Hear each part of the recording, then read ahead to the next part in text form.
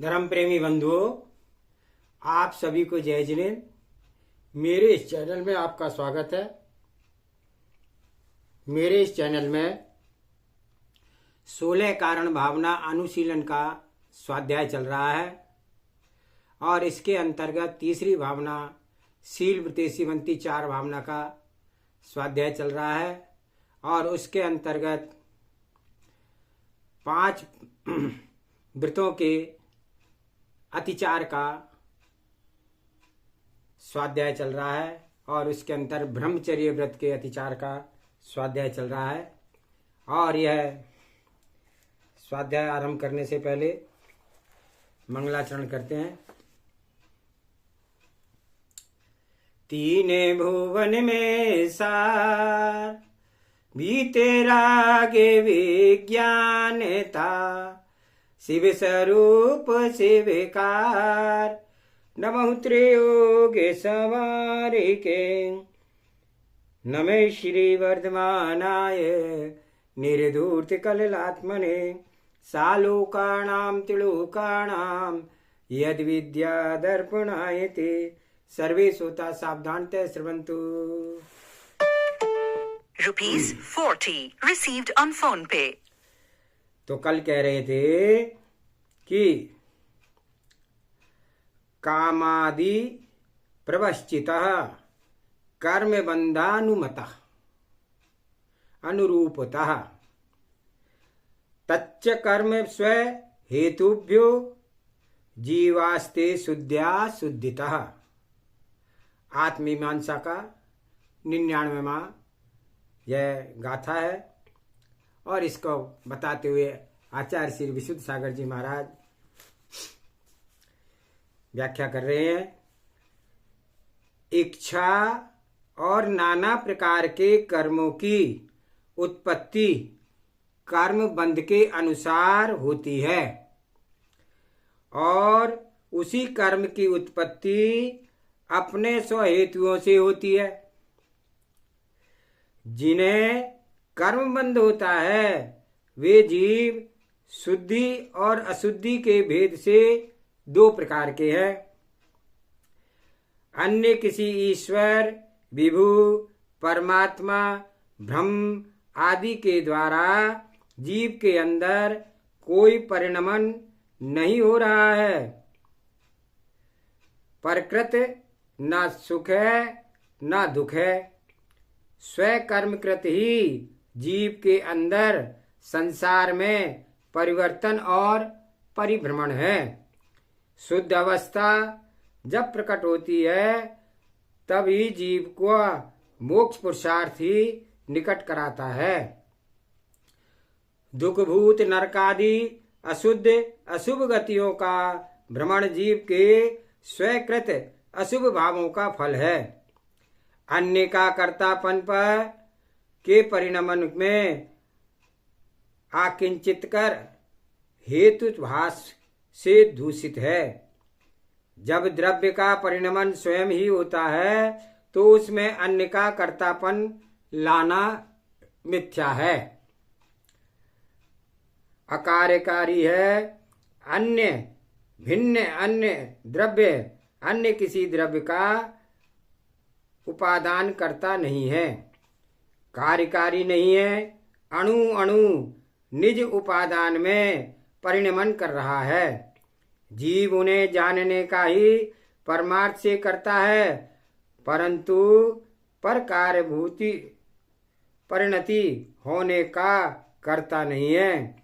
जो अज्ञ परमेश्वर को अपना कर्ता मानते हैं उन्हें बोध हो अपनी स्वतंत्रता ईश्वर के अधीन ना करें। स्वयं के कर्ता स्वयं ही है। यदि जीव स्वयं के परिणमन नहीं संभाल पाया तो अशुभ गति को रोकने में कोई समर्थ नहीं है। बिना भोगे भोगों को भी परिणमन की अशुद्धि से जीव बंध का प्राप्त होता है। भोजन भाषण परिधान संगीत व्यक्ति के भावों को प्रभावित करती है। युवा मनो से एवं युवा तनों से साधक को आत्मरक्षा करनी चाहिए। युवा मन व युवा तन ऐसी वर्गणाएं छोड़ते हैं जिससे हीन साधक के भाव कुभावों में ग्रस्त होकर के काम भाव की ओर अग्रसर हो जाते हैं। शरीर से असंयम न करते हुए भाव असंयम में प्रवेश कर सकते हैं। इसलिए तत्व ज्ञाता को चाहिए कि तन का असंयम तो दूर है, भावों में भी असंयम का जन्म न होने पाए। मानसिक अभ्रम भी अभ्रम है, भ्रम भाव का घातक है।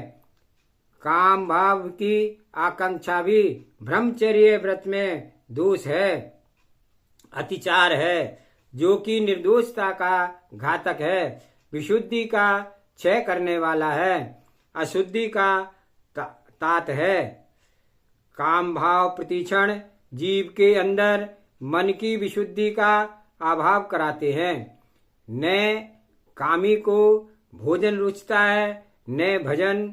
गुणी जनों के प्रति उसके अंदर प्रीति का अभाव देखा जाता है। बिट पुरुषों कुत्सित चरित्र वालों के प्रति उसका आकर्षण वृद्धिमान होता है। श्रेष्ठ जनों से दूर भागता है और एकांतवास एवं कुसंगति विकथाओं के साथ अनुरक्त रहता है। अतः निर्दोष संयम पालन वाले भव्य जीव को अंतरंग में उठे काम भाव को विराम लगाना चाहिए। परिग्रह परिणाम व्रत के 5 अतिचार।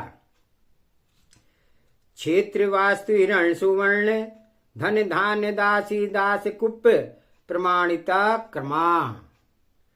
क्षेत्र व वस्तु के प्रमाण का अतिक्रमण, हिरण्य व सुवर्ण के प्रमाण का अतिक्रमण, धन और धान्य के प्रमाण का अतिक्रमण, दासी व दास के प्रमाण का अतिक्रमण तथा कुप्य के प्रमाण का अतिक्रमण, ये परिग्रह परिणाम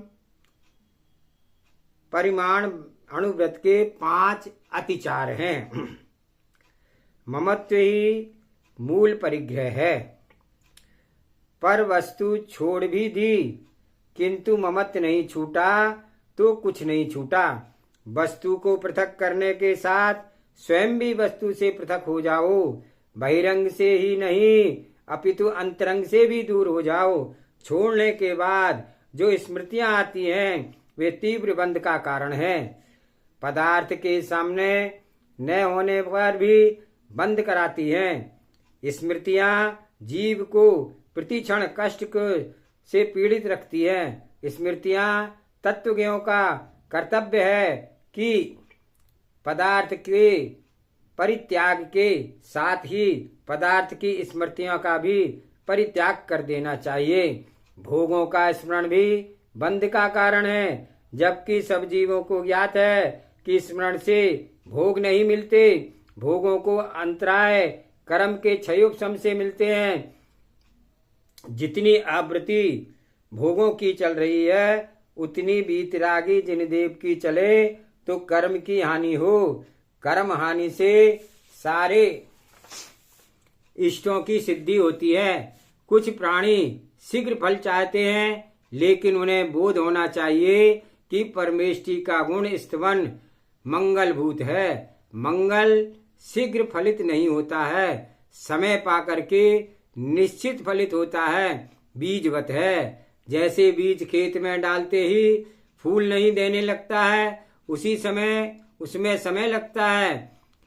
अंकुरित होकर के बुद्धिमान होगा, पुष्पित होगा, अंत में फलित होगा। उसी प्रकार से जिन भक्त की को ही समझना चाहिए जिनेन्द्र गुण स्तवन मंगलभूत हैं, वह मंगल परंपरा से फलित होता है।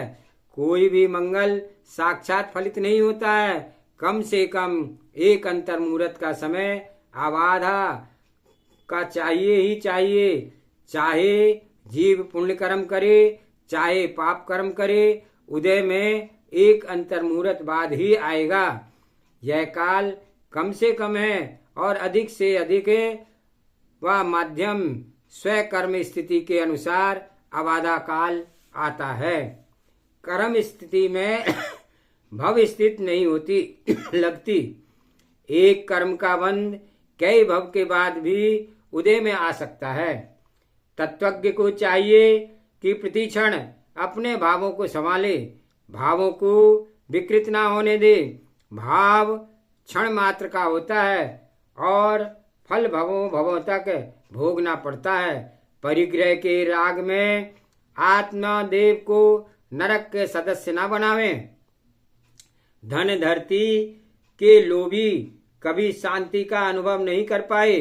स्वमित्रों बंधुओं बांधवों को अपना बनाकर नहीं रख पाए। परिग्रह के मूर्छित व्यक्ति नए नए शत्रुओं को प्रतिपल उत्पन्न कर लेते हैं। धन के राग में पिता पुत्र माता पुत्री भाई बहन आदि के संबंध भी विच्छिन्न हो जाते हैं, एक दूसरे के प्राणों का नाश कर लेते हैं। जबकि परिग्रह को आज तक कोई भी पुरुष मरण करके साथ में नहीं ले जा सका है।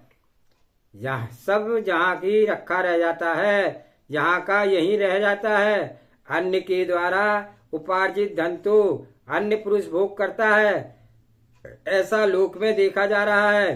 फिर भी जीव स्वविवेक से क्यों नहीं समझ पा रहा है कि निज ध्रुव पर भावों से अत्यंत भिन्न है। आत्म द्रव्य को यूं ही नहीं समझ पा रहा है। व्यर्थ में रोटी मुख में दबाए हुए श्वान के समान अन्य श्वानों से क्यों पीड़ित हो रहा है। जैसे श्वान के मुख में रोटी को दबा देख करके अन्य भूखे श्वान उसके पीछे पड़ते हैं और रोटीवान श्वान को काटने दौड़ते हैं। रोटीवान या तो रोटी को अंदर उधर में कर ले या मुख से बाहर निकाल दे तो उसकी रक्षा हो जाए। इसी प्रकार से धन संचय से युक्त अज्ञ लोभियों की स्थिति है। वे न तो भोग पाते हैं और न किसी को दान देते हैं। वे स्वानवत मुख में रखे ग्रास के सादृश्य है। धन की परिग्रह की तीन अवस्थाएं हैं, दान भोग और नाश। नियम से तीनों में एक दशा तो अंतिम दशा होना ही है, जिसका वियोग है। ऐसे संयोग में तीव्र राग कर निज शुभ भावों का वियोग क्यों कर रहा है। अहो भोले प्राणी, क्या तुझे ज्ञात नहीं है कि संयोग होते हैं वे वियोग को प्राप्त होते हैं। पुण्य का वियोग होते ही संपूर्ण वैभव का वियोग हो जाता है। सीमेंट की स्निग्धता जब तक है तब तक की व्यक्ति के पास चेतन अचेतन परिग्रह है। पुण्य के क्षरण होते ही संपूर्ण परिग्रह क्षण को प्राप्त हो जाता है। अतः संपत्ति की विपत्ति में बदल जाती है। मित्र भी शत्रु के रूप में परिवर्तित होते देखे जाते हैं। बंधु भी अबंधु हो जाते हैं। पत्नी भी अपमान करने लगती है। बेटे गृह से निकाल देते हैं। अहो अत्यंत पूर्ण क्षीणता पर तो भीख ना भी नहीं मिलती है, दरिद्र भी साथ नहीं देती है। शरीर का तेज रोग में बदल जाता है। जन सामान्य की सम्मान की भाषा अपमान में बदल जाती है। गरीबी के काल में लोगों के भाषण गरीब भूत हो जाते हैं। अहो पुण्य प्रकृति के साथ कितना वैभव है। संपूर्ण विश्व के सम्मान पुण्य प्रकृति के साथ में है। चक्री भी दीक्षा ले अथवा मृत्यु को प्राप्त हो तो क्षण मात्र में 14 रत्न और 9 निधियां विलीन हो जाती हैं। चक्री पुत्र के साथ में चक्रवर्ती की विभूति नहीं आती है, उतनी मिलती है चक्रवर्ती के बेटे को जितना उसका स्वयं का पुण्य होता है। स्वयं के पुण्य उदय पर ही जीव को इंद्रिय सुख सामग्री की उपलब्धि होती है। पुण्य उदय की तीव्रता पर जीव के अंदर भोग सामग्री को हे भूत जान करके त्याग परिणाम होते हैं और संयम मार्ग को स्वीकार करके आत्म कल्याण कर लेता है। पुण्यहीन चारित्र धन को कहाँ प्राप्त होता है? पुण्यहीन जीव इंद्रियों के वश नहीं पाता है, निर्दोष चारित्र पालन में के भाव नहीं बना पाता है, भोगों की नालियों में मुख मारता हुआ मरण को प्राप्त कर दुर्गति में गमन करता है। ऐसी दुर्गति का पात्र ही बहु आरंभ परिग्रह की लिप्सा से युक्त होता है। जो यहाँ जाने का योग होता है वहाँ जैसी तैयारियां पूर्ण से ही करते हैं, जैसे गर्भवती नारी का उदर वृद्धि करके उसके उदर शिशु की पूर्व सूचना है, उसी प्रकार से नरक जाने वाले जीव की पाप वृद्धि, परिग्रह की अतिराग वृद्धि, जीवों के प्रति अकरुणा वृद्धि, असत्य भाषण का व्यसन पर वस्तु पर स्त्री के प्रति हरण भाव, सप्त व्यसन के प्रति रुचि जा रही हो तो बिना किसी से पूछे समझ लेना चाहिए कि मेरी अशुभ गति नियत हो चुकी है। उसे टालने में अन्य कोई समर्थवान नहीं है, चाहे वह इंद्र हो चाहे जिनेन्द्र हो। पर के शुभाशुभ के कर्मों का कर्ता भोक्ता जगत में अन्य कोई हुआ है ना होगा, ऐसा जिन उपदेश है। निज के भगवान को निज में निरखना हो तो पाप का लखना बंद करो। परिग्रह परिणाम व्रत में अतिचार मत लगाओ। प्रति क्षण स्वव्रतों के जागृत पुरुष नियम से सम्यक चारित्र का पालन कर अभ्युदय एवं निश्चय सुख को प्राप्त करता है। चरम शरीरी है तो निश्चय सुख को पाता है और अचरम शरीरी है तो वह श्रेष्ठ अभ्युदय को सुख को प्राप्त होता है। साधना का फल कभी विफल नहीं होता है। भव्यवर मुमुक्षुओं को आगम कथित अतिचारों से आत्मरक्षा करनी ही चाहिए। निरतिचार साधना ही पूर्ण निर्दोष साधना है। शुद्ध आत्मा देव को प्रकट करने की विधि है। समल स्वर्ण शुद्ध स्वर्ण संज्ञा को प्राप्त नहीं होता है, उसी प्रकार से सदोष साधना निर्मल साधना नहीं कहलाती है। जब साधना पवित्र ही नहीं होती तो साध्य की पवित्रता कैसे प्राप्त की जा सकती है? इसलिए चिद ब्रह्म के अभिलाषी को चाहिए कि वह विषयों की अभिलाषा से निज परिणति को मुक्त कर ले। अभिलाषा विषयाभिलाषा विष के तुल्य है। विष देह का नाशक होता है और विष आत्म विशुद्धि आत्म शुद्धि सिद्धि का नाशक होता है। विषय अभिलाषा ही मनोग अमनोग 5 इंद्रिय विषयों में राग द्वेष उत्पन्न कराती है और जिन द्रव्यों से कोई प्रयोजन नहीं है उसमें भी चित्त को दौड़ाती जाती है। निज समाधि की सिद्धि हो चाहिए तो असमाधि के साधनों से निज को मोड़ लो। टंकोत्कीर्ण चिद भाव ब्रह्म में निज को जोड़ लो। एकत्व विभक्त निज ध्रुवात्मा निज ध्रुव धाम भगवान आत्मा कैवल्य स्वाभावी वही है। तेरा उपाधि परिग्रह उसे ही जानो। एक ज्ञायक भाव चारों ओर से जो मेरा निज स्वभाव है वह निज भगवान आत्मा से भिन्न कभी भिन्न नहीं है।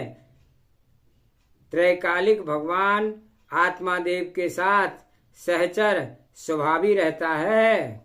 उसी प्रकार से मैं उसी परिग्रह में लीन हो जाओ। अन्य जो निज सम भाव से भिन्न पर द्रव्य हैं उनको त्याग करो। निज ज्ञान स्वभावी चैतन्य धातु से पृथक जो पदार्थ हैं वे सभी चिद्रूप में अत्यंत भिन्न हैं। इसलिए उपेक्षा योग की है कि उनमें अपेक्षा भाव रखना तो निज तत्व की भूल है। वही जड़ बुद्धि है जो आत्म रसायन को छोड़ करके पद पदार्थों के अर्चन संरक्षण संवर्धन में आयु कर्म का निशेषकों को व्यय कर रहा है।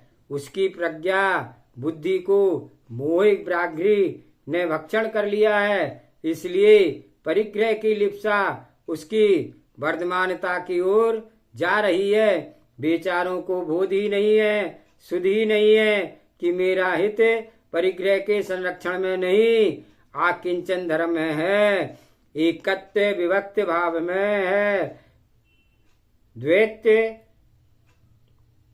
में द्वंद्व के अतिरिक्त कुछ नहीं है। मानव पर्याय में आकर के निज ध्रुव ज्ञाता को नहीं जान सका, नहीं पहचान सका तो नरदेह की प्राप्ति का कोई उपलब्धि नहीं है। धान्य पैदा करने का आधारभूत स्थान क्षेत्र है, मकान वास्तु है, उसमें रुपया आदि का व्यवहार है, वह हिरण्य है। स्वर्ण अर्थ स्पष्ट है, स्वर्ण सोना जिससे कि आभूषण आदि बनते हैं, धन से गाय आदि लिए जाते हैं, धान्य से बीज आदि लिए जाते हैं, नौकर स्त्री पुरुष मिलकर के दास दासी कहलाते हैं, रेशम कपास और कोशा के वस्त्र तथा चंदन आदि कुप्य कहलाते हैं। क्षेत्र वास्तु हिरण्य स्वर्ण धन धान दासी दास और कुप्य के इनके विषयों में मेरा जितना ही परिग्रह है, इससे अधिक नहीं, ऐसा प्रमाण निश्चित करके लोभ वश क्षेत्र वस्तु आदि के परिणामों को बढ़ा लेना प्रमाणातिक्रम है। इसी प्रकार ये परिग्रह प्रमाण अनुव्रत के 5 अतिचार हैं। इन अतिचारों का त्याग कर जो निर्दोष व्रतों का पालन करता है वह स्वर्ग सुख को प्राप्त करके क्रम से मोक्ष को प्राप्त करता है। आचार्य प्रवर समध्व स्वामी रतन कृष्ण सापकाचार में कहते हैं, पंचाणुवर्त निधियो निरतिक्रमणा फलंति सूर्यलोका यात्रा विधि अष्टगुणा दिव्य शरीरम च लभ्यन्ते। 5 अणुव्रतों की निधियों को नतिचार पालता है, वह स्वर्ग रूप फलित होता है, जहाँ अष्टरिद्धियों से संपन्न होकर के दिव्य शरीर को प्राप्त होता है। कृतकारित अनुमोदना से अतिचारों का त्याग करना चाहिए। स्वप्न में भी व्रतों में दोष नहीं लगाना चाहिए, यही दृढ़ धर्मजीवी का कर्तव्य है। निज की दुर्गति से भयभीत होना चाहिए, पर की चिंता ना हो तो कम से कम स्वयं की चिंता तो होनी ही चाहिए। जिसे पापों से भय नहीं है वह जैनत्व से शून्य है, वह आत्मा की त्रैकालिक सत्ता की अवस्था से शून्य दृष्टि गोचर होता है। जो आत्मा की त्रैकालिक अवस्था समझता है उसे इलोक परलोक का भान रहता है, पग पग पर स्व आत्मित का विवेक रखता है, निज प्रज्ञा का प्रयोग दोषों की अपेक्षा गुणों की उपलब्धि में करता है। धन्य है वे जीव जिन्होंने आत्मित के प्रति प्रीति है। प्रबल पुण्योदय से स्व कल्याण के परिणाम होते हैं और सहजानंद का आनंद भाग्यहीन को प्राप्त नहीं होता है। उसके अंदर तो नाना संकल्प विकल्पों के कीड़े काटते रहते हैं, जिन पदार्थों से व्यक्ति को कोई प्रयोजन नहीं है, उसमें भी बेचारा निज दुर्बुद्धि को पीड़ती हुआ अनेक पार में के संकल्प विकल्प कर अपने समय को अपनी साधना एवं पुण्य को व्यर्थ ही नष्ट करता है। पर को विवेकी मान बनाने के राग में स्वयं को विवेक ज्ञान का शत्रुवत देख रहा है। तात्पर्य यह है कि अन्य के कल्याण के राग में स्वयं के कसाय भाव को प्राप्त हो रहा है। कहता है कि मैं जगत का उपकार कर रहा हूँ, पर भूल रहा है कि जगत के मध्य में तू भी तो एक जीव द्रव्य है। उसे कसाय करके क्यों कर्मों से लिप्त कर रहा है? इसके कल्याण का भाव नहीं है। तेरे अंदर क्या निज आत्मा के प्रति शत्रु भाव बना करके रहेगा। अकषाय भाव आत्मा की मित्र भाव है। मिथ्यात, अवरति, प्रमाद, कषाय और योग की चंचलता, ये संपूर्ण परिणाम निज आत्मा के शत्रु भाव ही है। जो परिणाम आत्मा को कर्मों से लिप्त करते हैं वे सब शत्रु भाव हैं। किंचित मात्र भी निज के प्रति मैत्री भाव हो तो मुमुक्षुओं उन पर निमित्तों से दूर रहना जो 25 कषायों के हेतु हैं। साथ ही स्वयं के कालुष भावों से निज की रक्षा करने का पुरुषार्थ प्रतिक्षण करते रहना चाहिए। इसका आत्महित का लक्ष्य बन गया है। पुरुष भी कभी भी समय प्रमाण काल की कालुषता को प्रदान नहीं करता है। ऐसे पवित्र परिणामी जीव ही तीर्थंकरत्व पद को प्राप्त होते हैं। अन्य भवों में भगवत्ता की प्राप्ति किंचित मात्र भी संभव नहीं है। कोई अन्य कार्यों में जितना कि पुरुषार्थ कर ले समानतः पुण्यबंध के कारण है, स्वर्ग के कारण है, साक्षात अरहंत सिद्धत्व की प्राप्ति के साक्षात साधन नहीं है। परम मोक्ष अपर मोक्ष का मुख्य कारण कालुष्य भाव का अभाव है। आज का स्वाध्याय यही समाप्त करते हैं। जावाणी के ज्ञान से सूझे लोकालोक, सो वाणी मस्तक नमो सदा देत हूँ लोक। हे जिनवाणी भारती तोय जपो निर्वैन, जो तेरा शरणा गए सो पावे सुख चैन। देव वजो अरिहंत को गुरु सेवा निर्गन, दया धर्म पालो सदा यही मोक्ष का पंथ। 9 बार नमोकार मंत्र।